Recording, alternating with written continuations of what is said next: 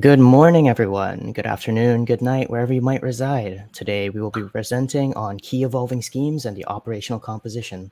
My name is Selvi Bajnat, and I'm an SDK and mobile engineer at Topple. And now to my co-host, Aaron. Hi, I'm Aaron Schutze. I'm Director of Research with Topple. And today I'm going to be introducing what is called the operational composition. It's a key evolving scheme. And what I mean by key evolving scheme is a cryptographic construction that we use in proof of stake. And it's a kind of way of providing forward security in proof of stake. So the title of this talk is Bringing Round by Round Forward Security to Proof of Stake. And what the problem that we're going to try and solve is bringing forward security to the slot by slot, round by round evolution of the protocol, the staking protocol, and the underlying proof of stake blockchain protocol. So to begin, I'll be going over some different types of attacks and long-range attacks. These are the actual attacks that this composition or the key evolving schemes actually mitigate. And there's kind of a litany of different attack vectors that we have to guard against in proof of stake because the adversary has so many degrees of freedom.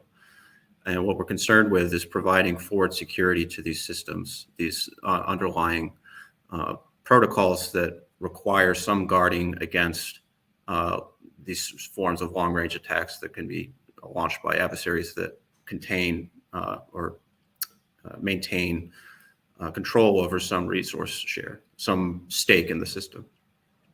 And the key evolving signatures are the cryptographic constructions that we use to provide forward security. And the specific constructions that we'll be looking at today is the Malkin-Michiancio minor construction, this so-called MMM construction.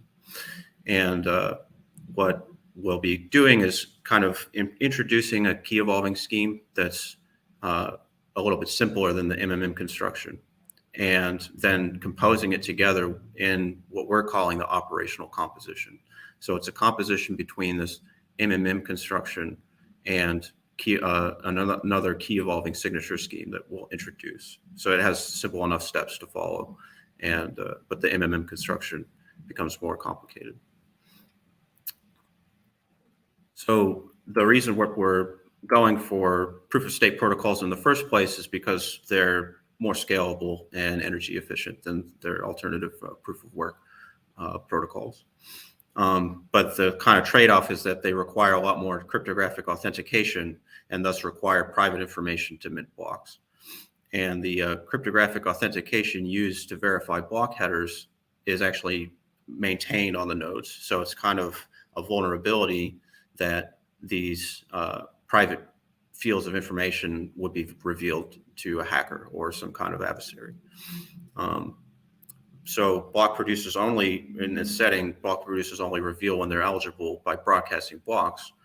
And this cryptographic authentication step requires that the private keys must be stored on the node itself, which is kind of a vulnerability.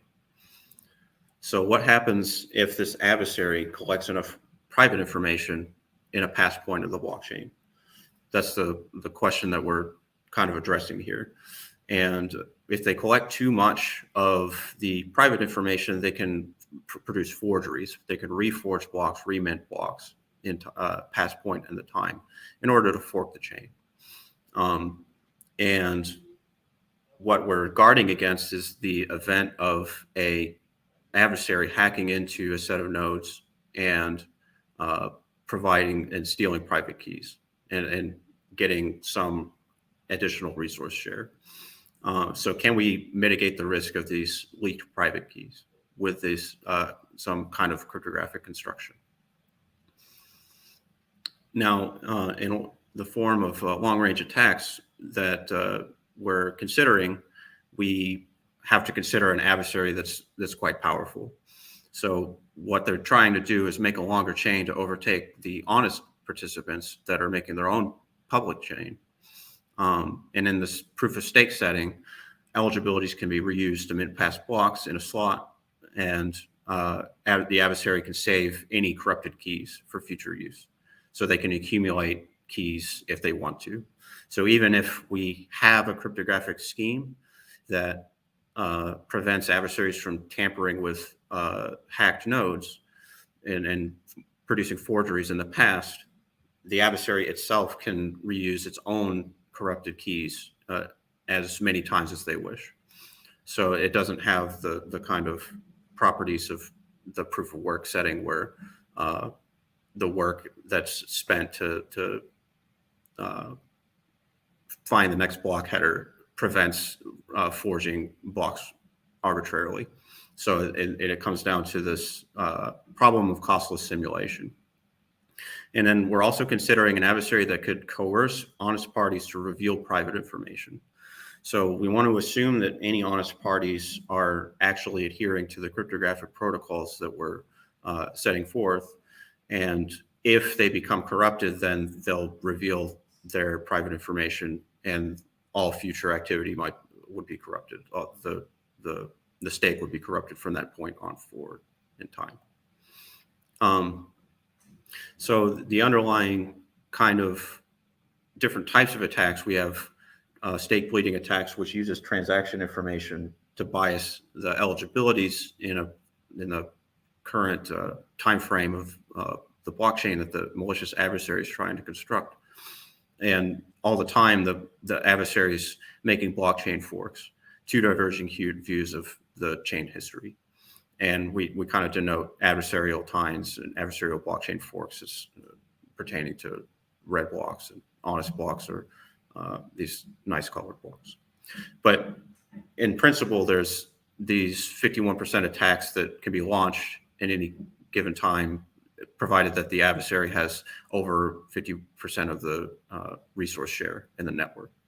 And the end goal would be launching a double spend attack or some kind of civil attack to bias the network. There's liveness attacks that prevent chain growth. So all of this hinges on adversaries controlling some resource share. So if they can inflate the actual power that they have with a given amount of cryptographic keys, then they get some advantage. So what we're guarding against here is basically all of these forms of long-range attacks and adversarial attacks when we invoke a forward secure cryptographic scheme. And it's kind of all pertaining to an adversary's ability to costlessly simulate blockchain forks. They can arbitrarily make diverging blockchain views, blockchain histories on any parent block that they wish. So this is what is known as the grinding advantage. So what advantage does an adversary get from actually facilitating, or sorry, what does this activity of grinding facilitate as far as increased eligibilities in the future? If they collect enough resources, then the network can be forked, and some form of these long-range attacks could be deployed. That's the idea.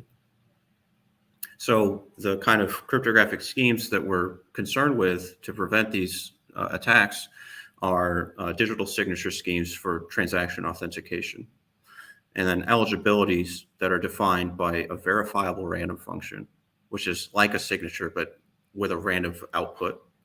And then in addition to this, the key evolving signature schemes for preventing these long-range attacks. So the combination of these three cryptographic constructions constrains the adversary sufficiently that they can't launch a 50% attack unless they have some majority of the resources in the system. And they can't go to a past point of the blockchain in order to bias their own eligibility to make a denser chain at that point, or a longer chain. So the signing routine is given here, and it's basically three main methods that correspond to key generation, signature creation, and signature verification. And we're assuming these properties. This is kind of a formal way of defining it, but handling it abstractly. We assume the adversary is computationally bounded, so that they can't produce forgeries that without the private piece of information. So we'll be using SK to denote secret keys, and then VK to denote verification keys. So SK, VK, the key pair.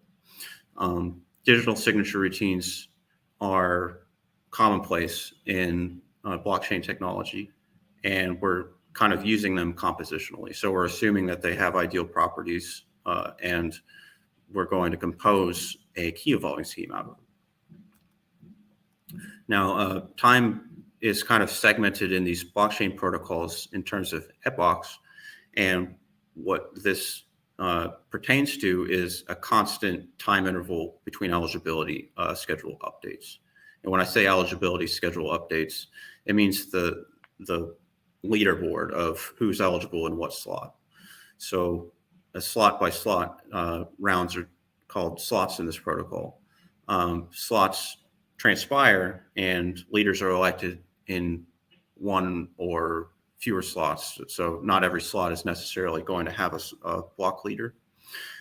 But if a slot is eligible, that is, it has a VRF that satisfies the cryptographic puzzle to actually be eligible to mint a block, this leaderboard will the kind of schedule of eligibilities will be known in advance for that epoch, for that duration of time. And epoch by epoch, new eligibilities are defined. So this allows users to transact, stake, and update registrations on an epoch by epoch basis. But during that time, the stake distribution and the eligibilities are held static. This prevents the grinding attacks and the long-range attacks simultaneously. It prevents adversaries from grinding and finding a denser portion of chain that they could trick honest participants into adopting. And the idea in providing forward security is that an epoch would transpire and there would be secret keys for each period that on a node would actually operate in to produce a block. And keep in mind, we're protecting against long-range attacks. So we have this scheme where past epochs have erased keys. That is, they have discarded the secret information used to mint the signatures, and forgeries can no longer be produced because those secret keys have been erased. Now, adversarial participants don't have to erase those secret keys, but honest participants will be securely erasing those secret keys. So as long as enough honest participants are securely erasing their secret keys, the protocol has this property of forward security. So it's these individual steps that produce the forward security, and it's predicated on honest participants actually doing the secure erasure step.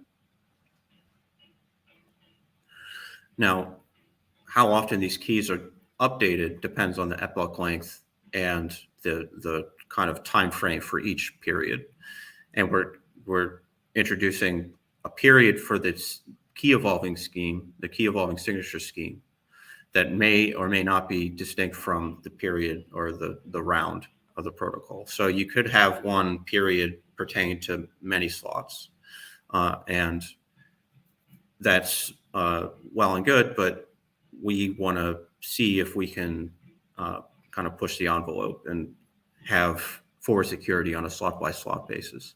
But the steps that actually play out are one period transpires, and then the present time would pertain to period 2, whereas the past period, the secret key has been securely erased. And we're using the red X, the red line, to denote a secure erasure. So as the time transpires, more and more secret keys are erased. So if we want forward security on a block by block basis, we have to make sure that these periods can actually be updatable on a slot by slot basis. So we need practically a key for every slot. So when we have this kind of situation where there's a slot transpiring along with the key evolving scheme period that can incur a lot of computational overhead because you have to prepare so many keys. So it's not necessarily practical to have a secret key on every slot actually generated and ready to go for every slot. So what we're interested in is composing different key evolving schemes together to combine them to make it such that it's computationally feasible to produce enough secret keys for every slot. And we also want to consider the eligibilities, only the eligibilities that, only the slots that were eligible, that is. So we're combining all these kind of ingredients together, and what we'll be constructing is a key evolving scheme out of other key evolving schemes, basically. But a key evolving signature scheme, KES, has a fixed public key, has a changing private key, and produces signatures in a time step. And that's it. It has some other formal properties, but it's basically like our underlying signing routine with those three core methods: sign, keygen, and verify, except we're adding the update. And what the update method corresponds to is updating the secret key such that it's in a configuration and you can't find, it's in a configuration for a given time step, and you can't reconstruct the private key for past time steps. So that's the kind of property that we want out of a secret key derivation process. Now, in some schemes, you just have a key for every time step. In others, you have a key that derives the next time step itself. So you can find the next time step from the key itself. And then we'll be kind of combining those two concepts together. But for the kind of ideal functionality that we're trying to actually realize, is given here. It's quite complicated, but it's done in a way that's universally composable. And we use this in abstract specifications for formal proofs. And it's a matter of future work that will be verifying our construction against this ideal functionality. But for now, we're just kind of treating it abstractly and understanding that protocols realize this abstract functionality. And as an example of our kind of key evolving construction, I'll take you through the steps of what we're calling a linear scheme. But this was first put forward by Anderson, and I'll show the references at the end of the presentation. But the underlying principle is actually used in our operational composition. So this is just a simple example where a kind of key pair is used to authenticate a set of other key pairs. And for multiple steps to be accommodated for, you have to have multiple key pairs per step. In this case, we have like key pairs for 1 through 5 and so on, for steps 1 through 5, that is. So the steps are outlined here. The first step is to pick a main key pair, and it can be any random key pair, but we're using that keygen functionality to make a new set of key pairs. And then randomly pick a set of key pairs, in this case 1 through 5 for time steps 1 through 5 and so on. And then you use the SKM, the main key pair, to sign all the verification keys of the public-private key cache that you've generated. So notice the third step, all the key pairs have an associated signature, and they're signing a message, and they're signing the time step concatenated with the corresponding key pair. So it's this chaining of signatures and the time step and their verification key that allows us to compose a main key pair to a set of child key pairs. And we'll be taking that, and what we actually do is securely erase that main private key so that no more child keys can be authenticated with it. But all the child keys that have already been signed are verifiably associated with this VKM, so that the key cache then has all the signatures that are required for authentication, that VKM can be correlated with any signature made with SK1 with the signature SKM1, VK1, and time step 1. And then, so that's how signatures are actually produced. That signatures include the VKs and the signature of the VK. So key update corresponds to just erasing key pairs from this cache. And that's what this private key cache on the bottom right corresponds to. We're securely erasing time step 1 and 2 to update the key to time step 3. That's it. So signing a message would actually include the signature of, so here as an example, we're signing a message in time step 3. VKM would be included or registered. That's how you would know which private key was actually, or which public key to associate with. But the signature itself includes VK3 and a signature made with SK3 for a message. And signing, signatures can be kind of accumulated together. We're going to be using this compositional technique to couple this kind of linear key derivation process to the MMM construction, which we'll go over next. So notice that the private key no longer contains information for time steps 1 and 2. So forgeries can't be made upon key exposure. And when I say key exposure, it would be exposure of the KES private key. Secure erasure ensures forward security so that forgeries can't be made in time steps that already have transpired. And since all time steps have transpired, or once all time steps have transpired, the key set must be regenerated and a new VKM would have to be chosen and re-registered. So this scheme by itself is kind of expressed in our paper as a protocol. And all this work is outlined in a manuscript that we're working on. But what we've done is kind of express key evolving schemes as protocols and then compose them together. So here's an example, and this is all the actual steps. This is all you need is the underlying signing routine to actually realize this. But all the steps I've just outlined are realized in this linear KES protocol. And some limitations for the use in proof of stake is that this private cache of keys can get large for a large number of time steps.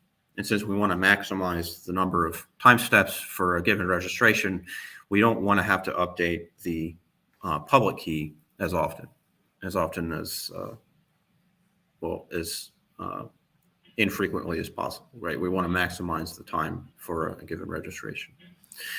Additionally, it just takes a lot of overhead to sign tens of thousands to hundreds of thousands of keys per slot, potentially. So if we want that round by round of forward security, you'd have to prepare a lot of keys.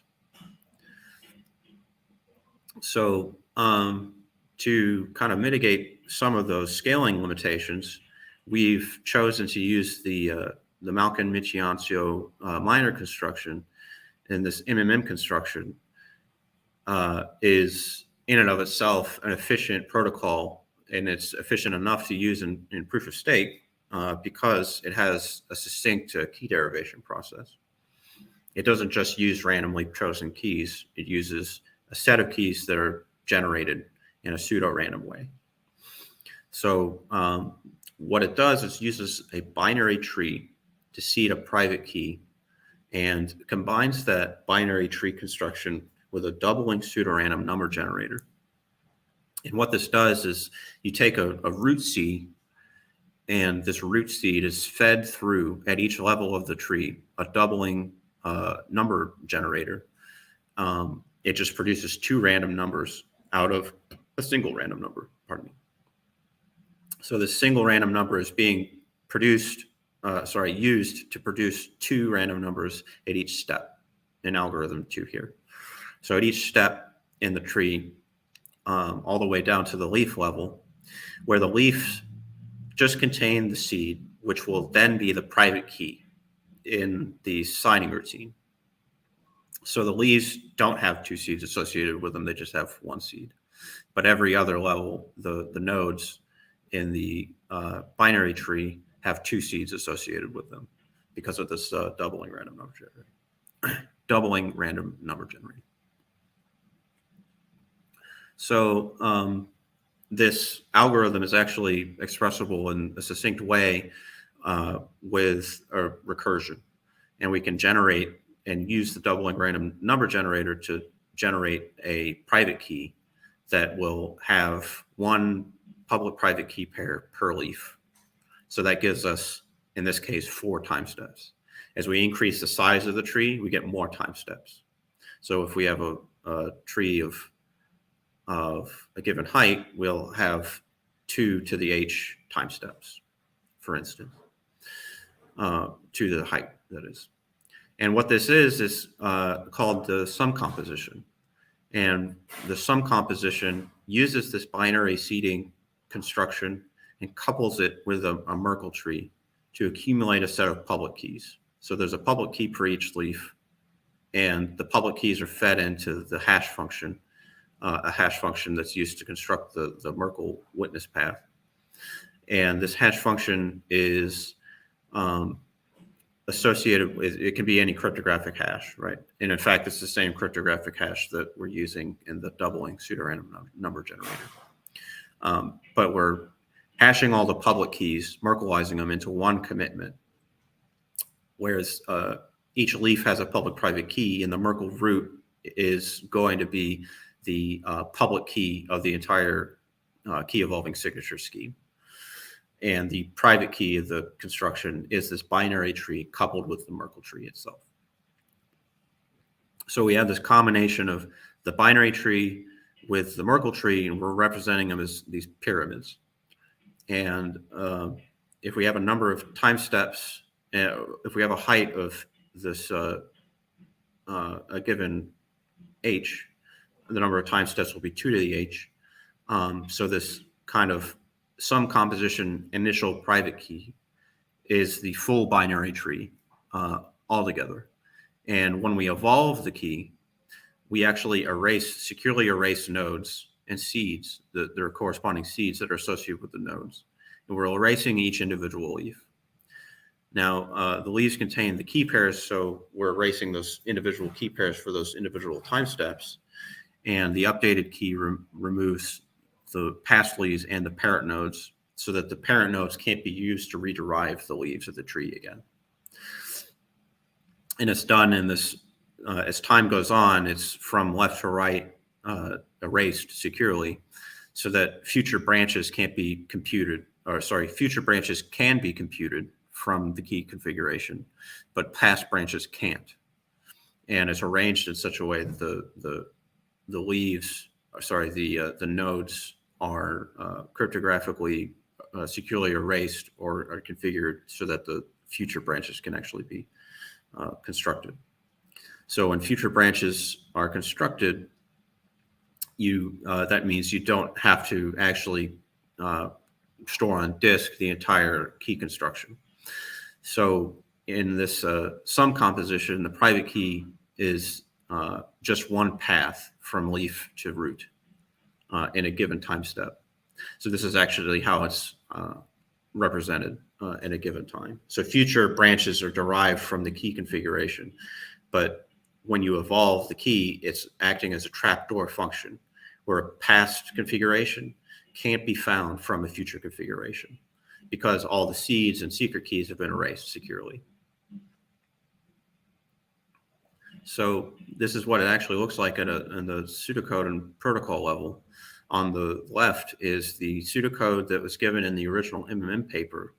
And what we've done in our companion paper has we've expressed the sum composition as a distinct protocol and expressed all the algorithms and associated methods in pseudocode that can actually be implemented. And we've devised test vectors that we can specify and share with people. Whereas the original MMM paper didn't actually have any test vectors, but there's a lot of, it's a great original paper, but what we've done is kind of formalized it and gotten it ready for a formal verification, formal proof with the ideal functionality of a key evolving signature scheme. So we're at the halfway mark. I'll reintroduce myself. I'm Aaron Schutz. I'm the Director of Research with Topple. And what I'm introducing here is the key evolving signature scheme of the MMM construction, this Malkin-Michiancio minor construction. And it's a key derivation scheme that we're using in a proof of stake setting in Topple's protocol. And so as this first step, in this kind of first step, we're introducing the MMM construction, and we're going to be composing it with a linear key derivation scheme. And the compositional technique that we're actually going to be using is this product composition. So we had a sum composition, and now we have a product composition. And what this actually entails is a little bit simpler to understand. But as one key evolving scheme increments, another key evolving scheme also increments, and you just have two key evolving schemes pertaining to one time frame and a child scheme pertaining to another time frame. So the child scheme is denoted, it's shown on the bottom, and the parent scheme is shown on the top in these kind of composed diagrams that we have. So we're multiplying two compositional schemes together, two key evolving schemes together. And when the child increments and is transpired and is done, then the parent scheme increments, and then a new child scheme is derived and composed together. So it's using this chain of signatures, this chain of authentication, and to compose these two schemes together. But what we can do is actually compose different kinds of schemes together, and we can, in fact, have different kinds of product schemes. And the product composition basically takes two or more key evolving schemes, multiplies the total time steps of each individual schemes, and the parent scheme is used to authenticate the child scheme in a chain of authentication of signatures. So a triple product can actually be constructed out of three schemes, three or more. And in fact, we'll be using the triple product. So, this asymmetric product is also a kind of actually used in the MMM construction. And we'll be using the symmetric product. That's just two equal schemes put together. This asymmetric product is two unequal size schemes, but the resultant is still just the product of the time steps of each individual scheme. So this is the product composition shown as a protocol in our kind of protocol box definition, but it's very similar to the underlying key evolving scheme of the sum composition. And you notice that it's still just four core methods that use their respective signing routines and key update routines. And in the paper for this, we've expressed this for the first time in this kind of compositional framework where we're expressing it as protocol boxes, whereas the underlying pseudocode for the MMM construction didn't include all the pseudocode for key derivation, for instance. And there was a lot of notational kind of shorthand used in it. So we consider this a more rigorous approach and more kind of, oh, we got a question.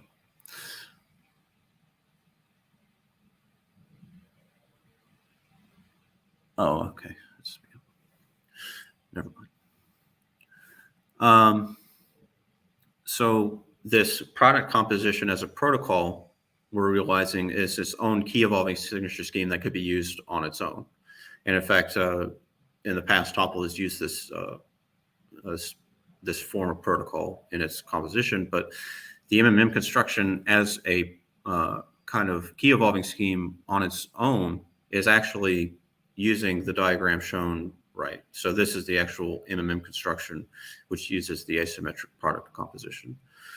So this parent scheme is being used to derive child schemes and progressively growing child schemes. That is, for each time step, you seed a child scheme and authenticate it with the parent scheme in a progressive fashion where the number of time steps in the child scheme increases. Child scheme trees grow in size, making the child key generation more computationally intensive as time goes on. But the idea is that you could amortize those child keys that get large and start computing them in the present so that they can be used in the future. But what this actually does is produces practically unbounded time steps, which is appealing, but this unpredictable and this kind of key unpredictable size of the, well, it's predictable, but the growing size of the signatures and the keys make it not as manageable as a constant key size. So we want constant size for the block headers, and in this MMM construction, signatures are changing in size, which makes it problematic. With these growing child schemes, though, you have a computationally intensive step as the keys to Merkleize all the binary trees. And this is problematic because you don't want nodes to stall to prepare large sets of future child seeds. Or we want the nodes to be focusing on consensus and not on the underlying the key derivation process, right? We want nodes to be not stalled for parts of the time. So in probabilistic proof of stake, what if we want to adapt these key evolving signature schemes to proof of stake? We want to take advantage of some of the properties of probabilistic proof of stake. So one thing that we notice is that local eligibilities in the kind of private lottery that takes place in the verifiable random function mechanism, the threshold-based staking, eligibilities are sparse in time, so that not many slots will be occupied. So not many slots will be actually operational. So we wish to maximize the amount of time a registration can have a single public identifier.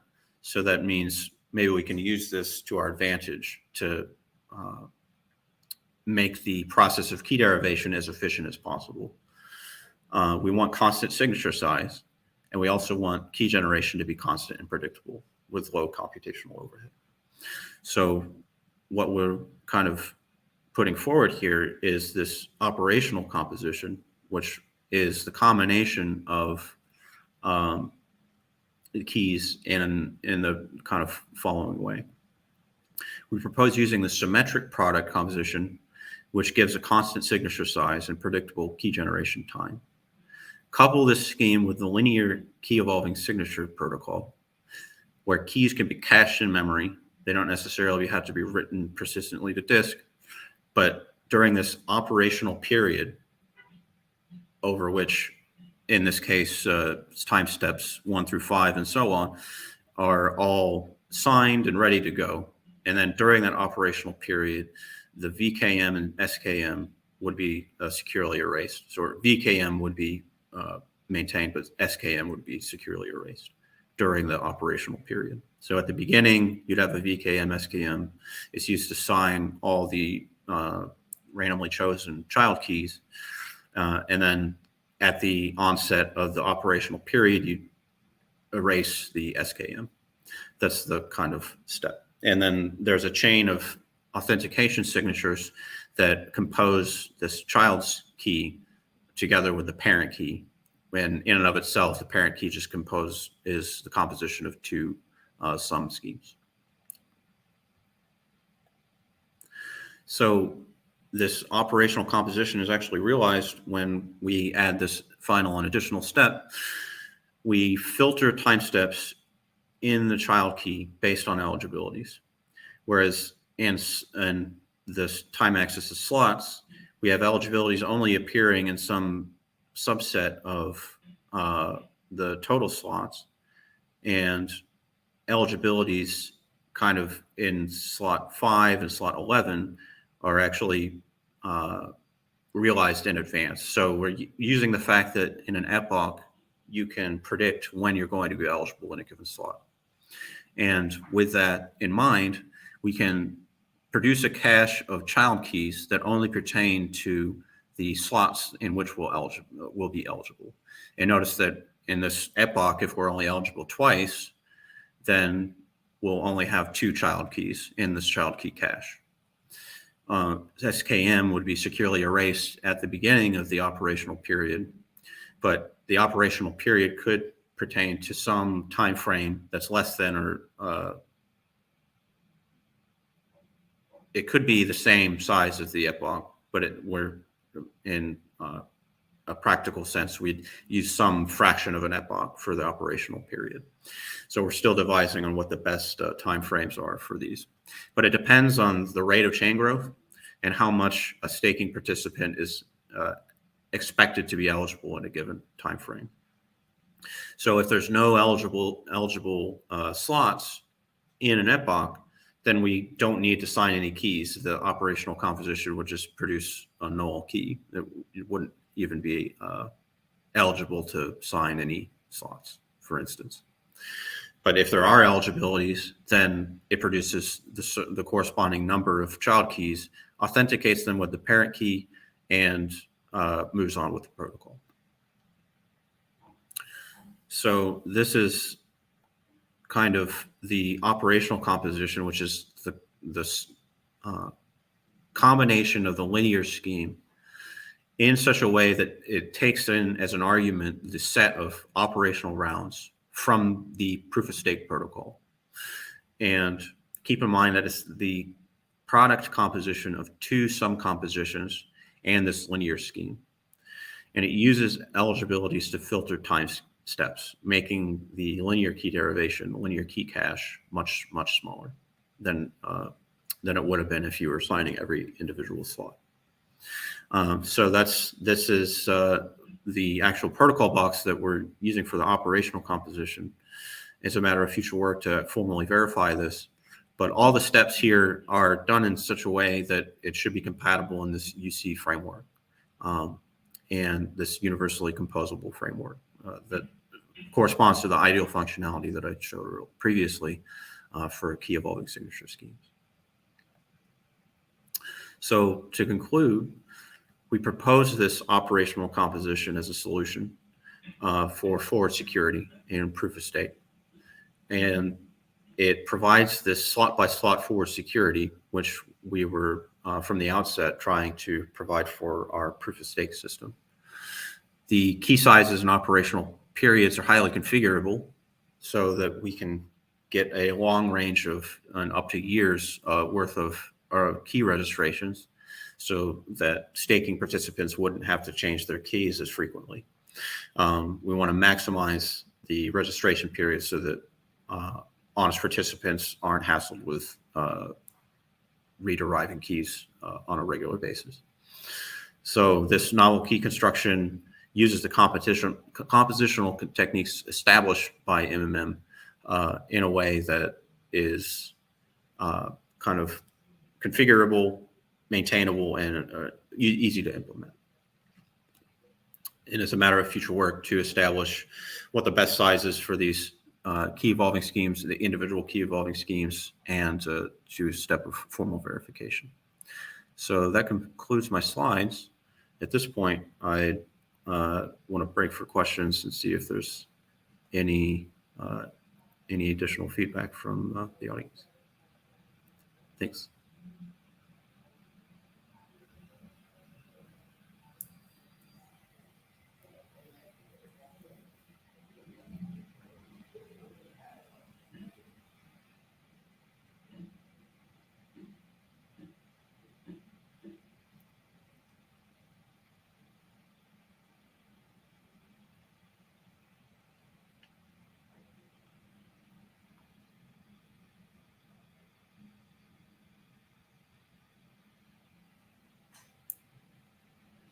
Okay, if there's no questions, then I'm going to show the manuscript that I've been working on. And I'm going to go ahead and stop the slides, share my screen, let me bring it up.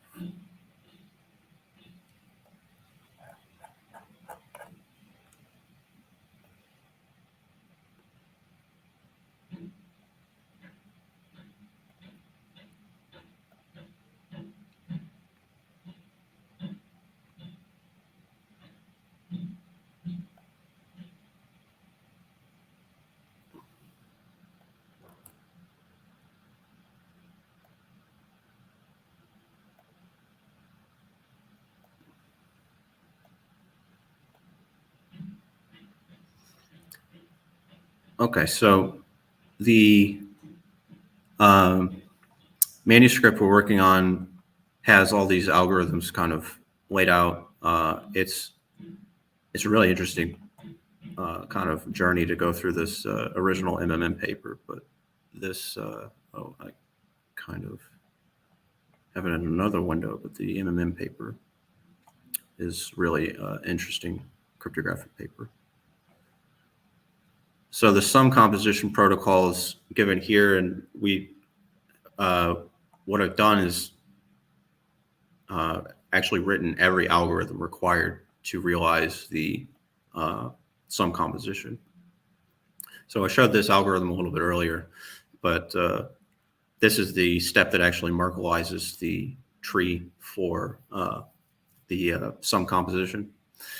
And what we're using is this notation of nodes and the nodes and method calls to assign variables, and just done in this kind of rigorous pseudocode fashion. But the individual algorithms are composed together in the protocol boxes, and most of the work of the paper kind of went into specifying all of these.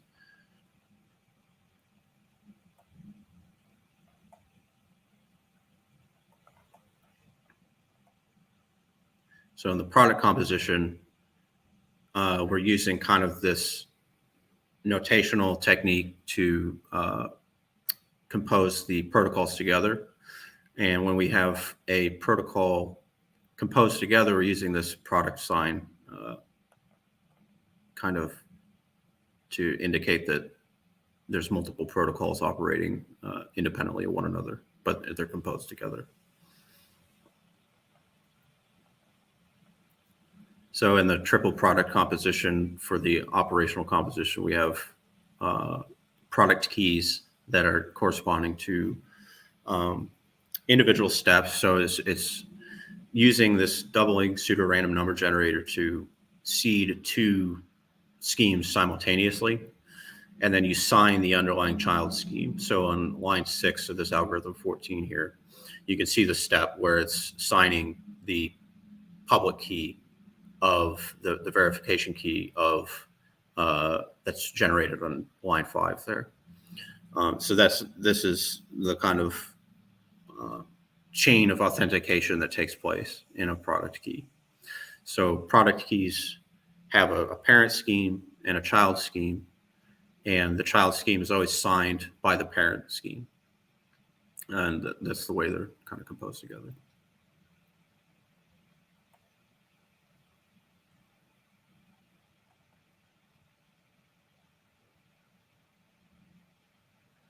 So key update has a lot of individual steps, but most of the kind of logic in this is for calculating the time step of each individual key scheme.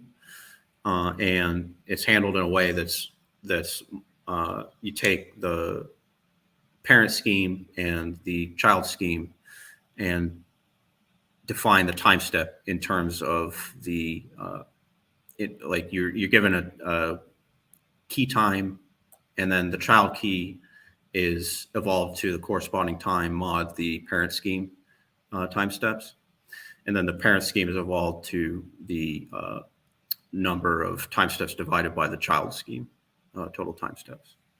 So that's how you get this kind of logic here. Now, linear key evolving scheme was we just kind of introduced it as an example in the presentation, but it's kind of conceptually, you have this and this initialization and verification step, whereas the initialization step uses SKM to sign all the private key cache, and then SKM is securely erased, whereas VKM is publicly known and shared, and then the VKs of all the private keys would be publicly shared in the signatures, so the chain of authentication can be verified. So, and you can see it's notationally succinctly put here as a private key cache corresponds to SKI, and then the signatures corresponding to the made with SKM, and an I concatenated with VKI.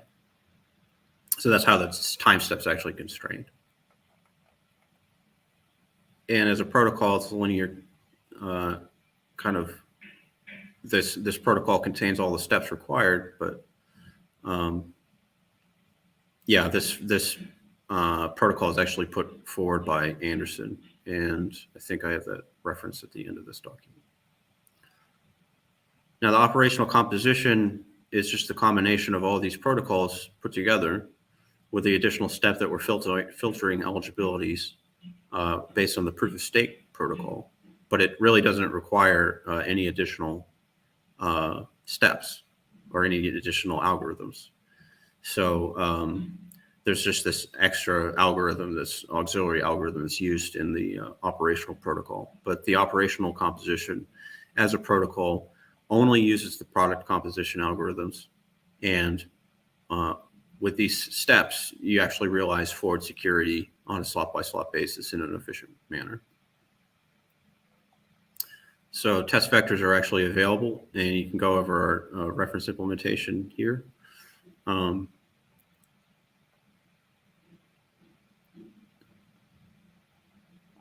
And we have quite a bit prepared, yeah.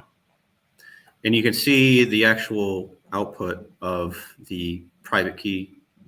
So here we have a sum composition secret key at t equals 0. And we have the right seed and the left witness and the right witness. Now, the right seed is what you would use to derive the future branch, the future like branches of the binary tree that I showed in the presentation. And the left witness and right witness corresponds to the Merkle tree witness of the public verification key of the leaves. So this is a simple case where the height was 0, meaning you'd only have 2 steps. Now, some composition with more steps is given here, I think. So height 2, height 1, height 0, right? So a height of 2, that's the root node. Height of 1, that'd be like the next level. And then the height of 0 would be the leaves. Now the leaves have their own public-private key pair. And here we have the right seed. And this is the secret key at times equal 0. And then the signature at time is equal to 0. Now let's evolve the key. Now we evolve the key, and notice that the right seed has been erased, meaning that we can't rederive the seed from this given key configuration. So when we erase it, we just denote it with all zeros. So the securely erased right seed has been addressed. And then for the public-private key pair of the leaves, that's ready to sign, that's ready to be used. But we can't rederive it from the right seed configuration. That's the idea. So in a given configuration, in a height or time step, let's see, yeah, time step equals 3. All of the right seeds have been erased, and we only have a public-private key pair left in the construction. So as time evolves, we progressively erase these seeds in a way that's forward secure and that simultaneously you can't read or write past key configurations. So that's the crucial step. So when we have time equals 0, all the seeds are included. When we have time equals 1, we have a right seed being erased. When time equals 2, the parent right seed has been erased, but the child right seed is still there. And time equals 3, the last time step, all of the right seeds have been erased. So that step is critical for forward security, because if the right seeds weren't erased, then you'd have a way of rederiving past time steps. So we're almost at time. I just wanted to show an example of the test vectors we have, and the document that we're working on. It's still a work in progress, and we're actually operationalizing. We've used it in our the topless protocol and test nets, and we're looking forward to kind of the future work of mapping out the scaling properties and the underlying limitations or benefits of using this sort of compositional technique in proof of stake. So at this point, I'll break for any final questions. If there's any comments from the audience, I'd appreciate it. Thanks.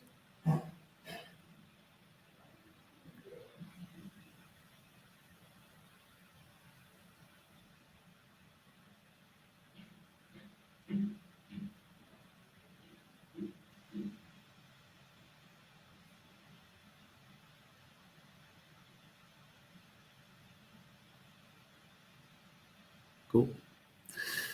All right, it looks like we're free of questions.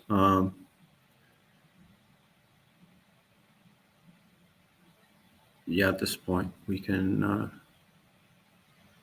wrap up.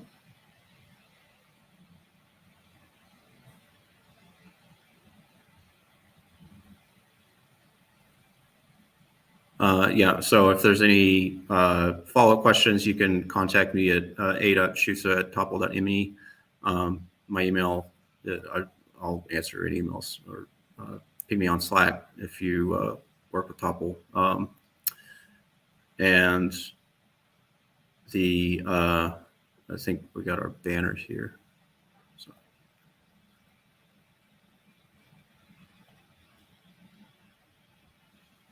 Cool.